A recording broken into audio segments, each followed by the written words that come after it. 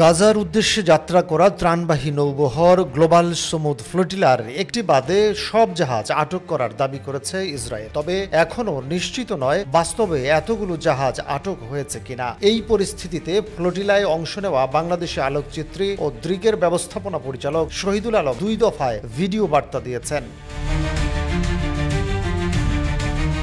বৃহস্পতিবার 2 অক্টোবর সন্ধ্যে 7:30 প্রথম ভিডিওটি তিনি দেন জাহাজের একটি কক্ষ থেকে। সেখানে তিনি জানান উতাল সমুদ্রের কারণে তিনি কিছুটা অসুস্থ হয়ে পড়েছেন। রাত 10টার দিকে দেওয়া দ্বিতীয় ভিডিওতে তিনি জাহাজের ছাদ থেকে আশপাশের দৃশ্য তুলে ধরেন। ভিডিওতে তিনি ইসরায়েলি হস্তক্ষেপ নিয়ে কিছু বলেননি, তবে জানান আমি গাজার কাছাকাছি চলে এসেছি।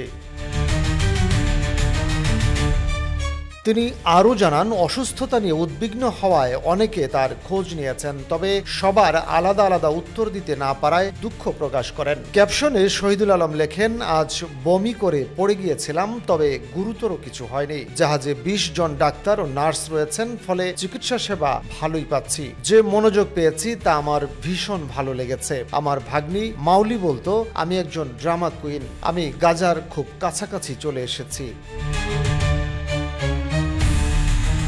ভিডিওতে তাকে হাসি মুখে সহযাত্রীদের সঙ্গে কথা বলতে দেখা যায় এবং আশপাশের সাগরের চিত্র তুলে ধরতে দেখা যায়। উল্লেখ্য, গ্লোবাল সমুদ ফ্লোটিলা একটি আন্তর্জাতিক মানবিক উদ্যোগ, যার মাধ্যমে গাজায় অবরুদ্ধ জনগণের জন্য সমুদ্রপথে ত্রাণ পাঠানো হচ্ছে। ফ্লোটিলায় 44টি দেশের প্রায় 500 অধিকার কর্মী, চিকিৎসক, সাংবাদিক ও সংসদ সদস্য অংশ নিয়েছেন।